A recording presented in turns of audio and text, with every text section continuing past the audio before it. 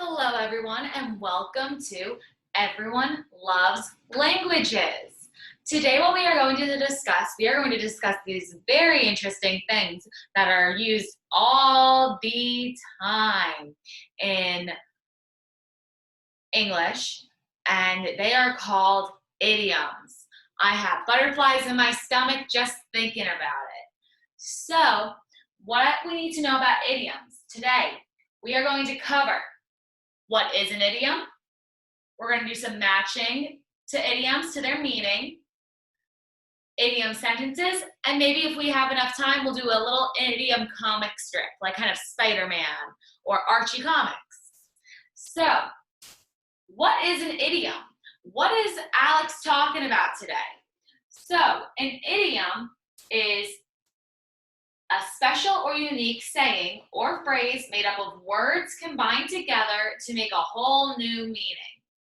So I'm not quite sure if any of you caught my idiom that I used at the beginning of class today. I've got butterflies in my stomach just thinking about it. Now, that's an idiom. I want you in your head to think, what could that possibly mean? She has butterflies in her stomach, like the butterfly, the bug? Not quite right. Give yourselves a little bit of time to think about it, and maybe we will discuss it in a minute or so, okay? So, idioms are extremely common. They're used by native English speakers all the time. And they're important for all English speakers to understand, and all those who are learning English to understand.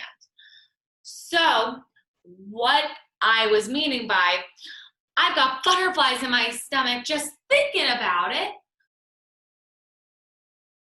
I'm chewing my fingernails, sweating a little bit. It means I'm nervous, okay? Something made me nervous. Things that make you nervous. It could be meeting someone new for the first time. It could be using your English that you're learning. It could be doing any type of activity that makes you nervous, like going on a first date. Things that can make you feel a little bit like, oh goodness, my anxiety is going up a little bit. Getting those nerves, those butterflies are coming into my stomach and making everything all butterfly-y and fluttery in there. All right, so make sure that we understand what an idiom is, definition-wise. Now, what we are going to do, we are going to write, if we know what an idiom is, we're going to write down an idiom that we know or an idiom that we want to be able to learn more about. All right, you may pause right now, but I'm going to continue on. All righty, so I am going to screen share this slide with you guys. Let me just move this guy over. We're going to present. Very good. Moving this guy down here so you guys can all still see me. All right. So now what we are going to do, we are going to read over the different matching of the idioms to its meaning. The darker pink are the idioms. The brighter pink are what it means. All right, so darker pink are the idioms, lighter pink are what it means. So in our idioms, we have party pooper, jack of all trades, party animal, average Joe, and plain Jane. The meanings, now keep in mind, the meanings aren't going across right now. You will have to match which one means what. And I'm not going to tell you until we go over it. I'm going to have you guys do it first, and then we're going to go over it. So, a person, we're going to go over the meanings now.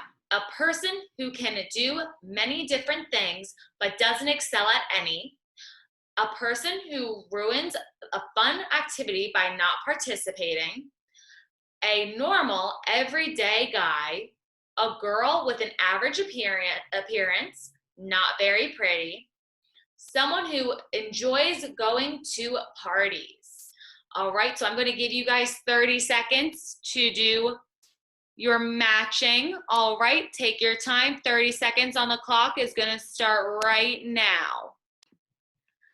Hello, hello, and welcome back. For those of you who took a little bit of a break. Okay, so now what we are going to do, some of us should, what we should have done, we should have matched what we think the dark pink means in correlation to the light pink. So we should have been matching either party pooper to the following, jack of all trades to the following, party animal to the following, and average Joe and plain Jane as well. Now we are going to go over this. All right, so let's see which one party pooper is. Party pooper is a person who ruins a fun activity by not participating. There is a great Steve Martin movie that is called Father of the Bride. And Martin Short says, every party has a pooper, that's why we invited you, Mr. Banks. So anytime someone's a party pooper, that's what my family does. Every party has a pooper, that's why we invited you. And then you say their name. All right, so a person who ruins a fun activity by not participating. All right, now let's see what jack of all trades is. Jack of all trades is a person who can do many different things but doesn't excel at any. They can do many different things, so that's why, so for example, it's somebody that can play basketball, soccer, football, baseball, all of those sports, but they aren't great at any one single sport, but they can play all of them. Then we have, let's see, party animal. Party animal is someone who enjoys going to parties.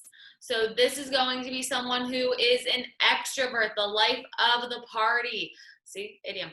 They are the ones that are going to want to go out and have fun and go to places that are probably closed down right now due to the pandemic. But, you know, all in good fun, all in good time. Okay, next one, average Joe is a normal, everyday guy. There is a movie called Dodgeball with Vince Vaughn and Ben Stiller, and Vince Vaughn owns a gym called Average Joe's. It's called Dodgeball, very funny movie. Suggest watching it. Not appropriate for children, but very fun. All right, then plain Jane is a girl with an average appearance, goodness, but is not very pretty. Alrighty, what I'm going to have you guys do, 30 seconds.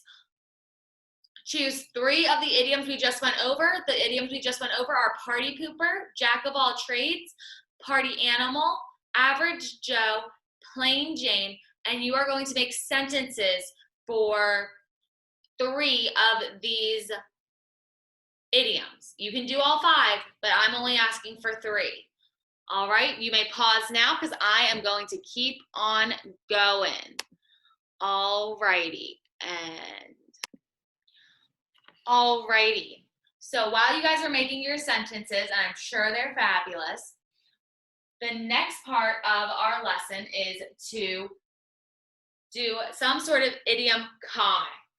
So what you are going to be doing, you are going to help me and go along with me, and we are going to draw what you think the words in the clouds mean. Okay? So, for example, we already know what this one means. Had butterflies in your stomach. We know it means nervous, but if somebody said this to me, what I would draw a little stick figure lady, because why not? Little eyeballs, a mouth, and we'll give her a little nose. I would make her have a normal body, and then I would put butterflies in her tummy.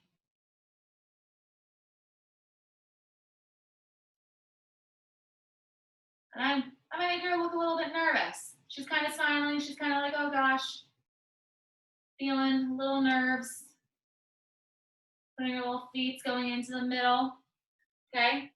That's what I think it means. What it really means is she's probably sweating. She's got little sweat beads popping off of her. Little sweat coming down. And maybe she's, instead of just having her hands down here, she's biting her nails a little bit, maybe. All right.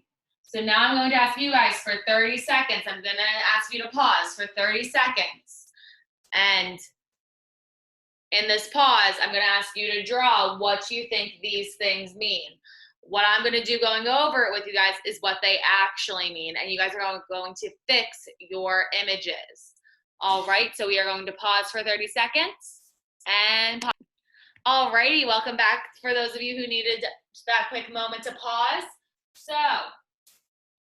let's go down to kept your fingers crossed. Now, most of the time, people are probably going to think it means going like this. But this has a special meaning in English, in American culture.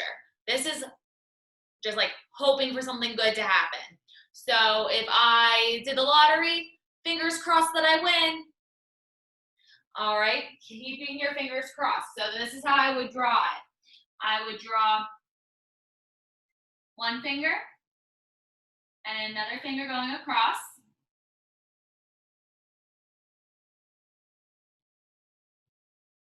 Connected to a hand.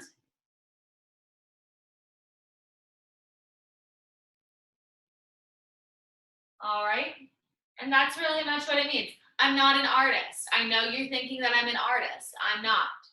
So ultimately, it just means fingers are crossed, and it means for good luck, okay?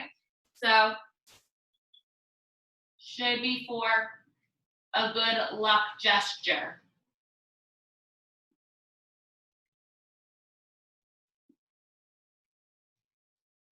Okay? Now, pick someone's brain. No, I'm not saying you're picking someone's brain and touching it and getting all involved in it. Instead, I'm going to draw two people.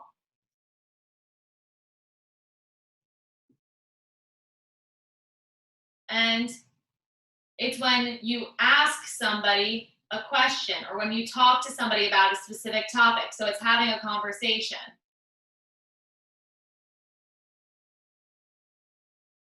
It's when you're talking back and forth. So if I went up to, let's say, Jonathan in reference, and I didn't know how to do something at the reference desk, I would go up and I would pick his brain about the topic that I'm curious about.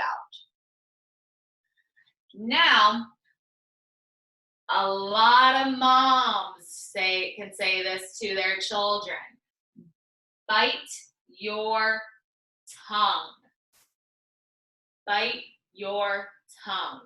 So, it's not meaning just walk up to someone and be like, I bit my tongue, because that doesn't feel good. That kind of hurts a little bit, right? So instead, biting your tongue means stop talking. At least that's what it meant in my house. So if you have somebody who is saying stuff that they shouldn't be saying or saying maybe not the nicest thing, you have somebody else saying,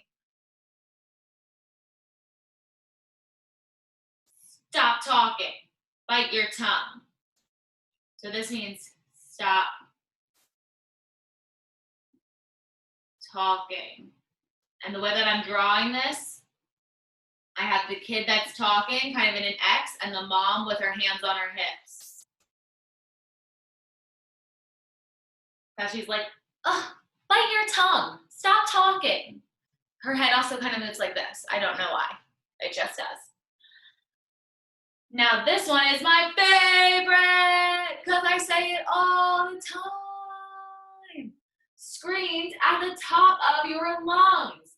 This is not meaning that at the top of my lungs, this is where I'm screaming from. It just means I'm being loud.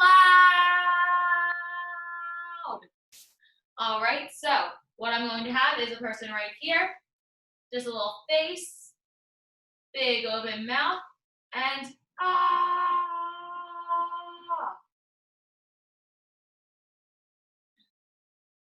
At the top of your lungs.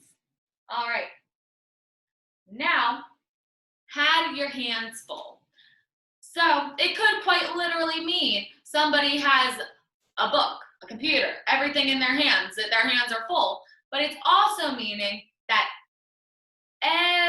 everything in their life, like their work, their house, their children, anything possible that's on, that they have to deal with, their hands are full. They got too much going on.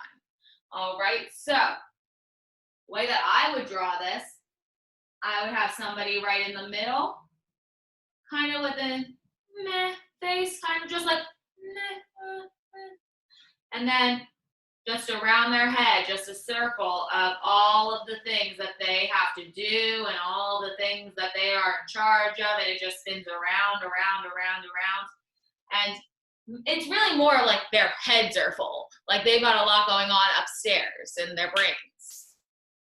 All right, so what I want you to do now, I want you to pick your favorite 3 from these 6. We have had butterflies in your stomach, kept your fingers crossed, picked someone's brain, bite your tongue, screamed at the top of your lungs, and had your hands full. And I would like you to write 3 sentences before we end class today.